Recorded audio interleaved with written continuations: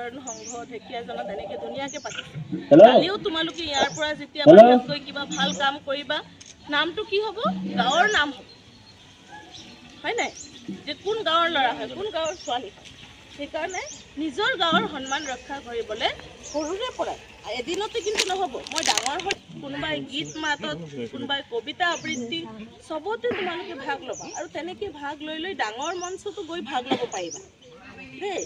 তেনেকৈ তোমালোকে নিজৰ গাঁওখনৰ লগতে নিজৰ ৰাজ্যখনৰ নামো জিলিকাই তুলিবা বুলি আশা ৰাখিছোঁ। আৰু আজিৰ দিনটোত আমি সকলোৱে জানোৱেই, আমাৰ দেশৰ ভাৰতবৰ্ষৰ স্বাধীন ভাৰতবৰ্ষৰ প্ৰথম যিজন প্ৰধানমন্ত্ৰী আছিলে, কি নাম আছিলে?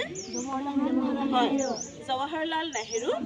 তেওঁৰ জন্মদিন উপলক্ষে আমি শিশু দিৱস প্ৰতি বছৰে 14 নৱেম্বৰ তাৰিখে উদযাপন কৰোঁ।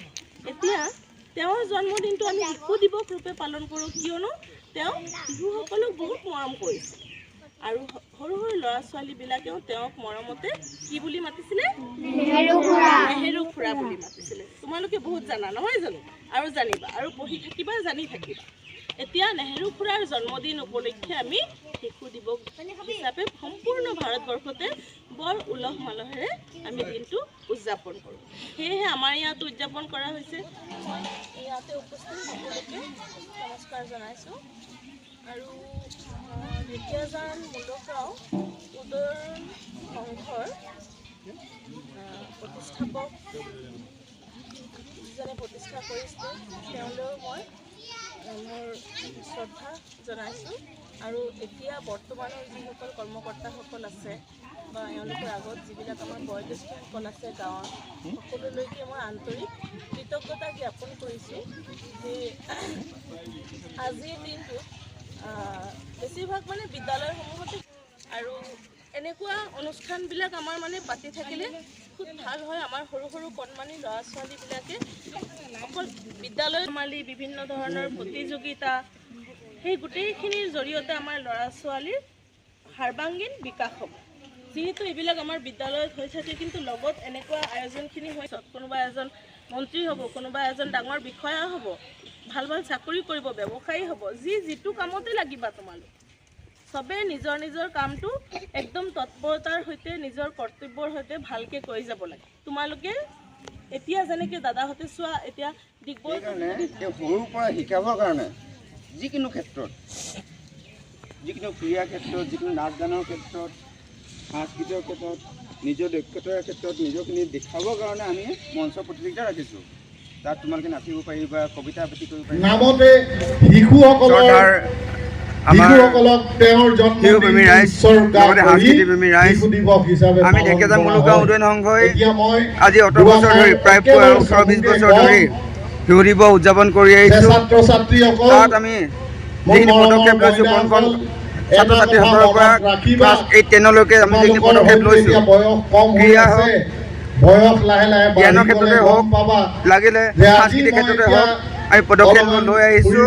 এই পদক্ষেপত আপোনালোকে অৰ্থাৎ আমাৰ ওচৰ চুবুৰীয়া গাঁওসমূহে যিখিনি সহায় সহযোগিতা আগবঢ়াইছে আৰু কণ কণ ছাত্ৰ ছাত্ৰীসকলে অংশগ্ৰহণ কৰিছে, তাৰ কাৰণে আমি কণ কণ ছাত্ৰ ছাত্ৰীসকলৰ লগতে শিক্ষক শিক্ষয়িত্ৰীৰ লগতে অভিভাৱক অভিভাৱিকাসকলকো আমি ধন্যবাদ জ্ঞাপন কৰিছোঁ। কিয়নো তেখেতসকলৰ ছাত্ৰ ছাত্ৰীসকলক আগবঢ়াই নিয়াত আমাৰ কাৰ্যসূচীৰ সফল ৰূপায়ণ কৰাত, লগতে ঢেকিয়াজান মুলুগাঁও উদয়ন সংঘৰ যিখিনি উদ্দেশ্য আৰু লক্ষ্য আছে তাত উপনীত সহায় সহযোগিতা আগবঢ়াই আহিছে। লগতে এটা কথা ক'ব বিচাৰিছোঁ, চৰকাৰৰ তৰফৰ পৰা আমি এতিয়ালৈকে কোনো আৰ্থিকভাৱে হওক বা সামগ্ৰিকভাৱে হওক আমি এতিয়ালৈকে কোনো হেৰি পোৱা নাই। এই কাৰ্যসূচীসমূহৰ বাবে অনুদান বা সাহায্য পোৱা নাই। সেই গতিকে আমি চৰকাৰক অনুৰোধ জনাইছোঁ, পুনৰবাৰ অনুৰোধ জনাইছোঁ, যাতে চৰকাৰে আমাক এইখিনি কণ কণ ছাত্ৰ ছাত্ৰীসকলক, আমাৰ ভৱিষ্যত প্ৰজন্মক আগবঢ়াই নিয়াত সহায় কৰক।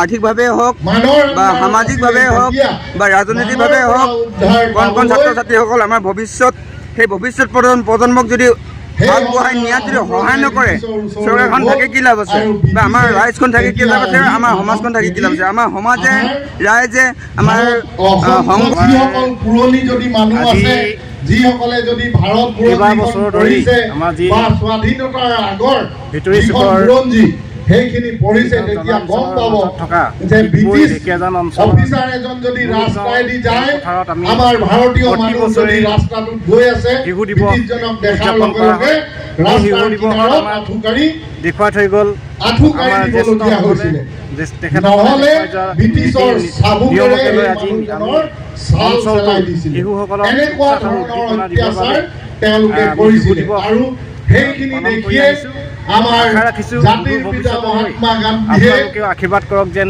আমাৰ স্বাধীনতা আন্দোলন কৰিবলৈ আৰম্ভ কৰিলে আৰু এই স্বাধীনতা আন্দোলন কাৰ্যক্ৰমত গৈ গৈ এটা পৰ্যায়ত 1942 আৰু চনত লগতে আপোনালোকৰ সহযোগিতা পাই আমি নথৈ আনন্দিত আজি যেনেদৰে সুদূৰ ভৱিষ্যতলৈ যাতে আমি আৰু ভালকৈ উদযাপন কৰিব পাৰোঁ আপোনালোকৰ আশীৰ্বাদ বুলি মই আৰম্ভণিতে চব দি দিয়ে।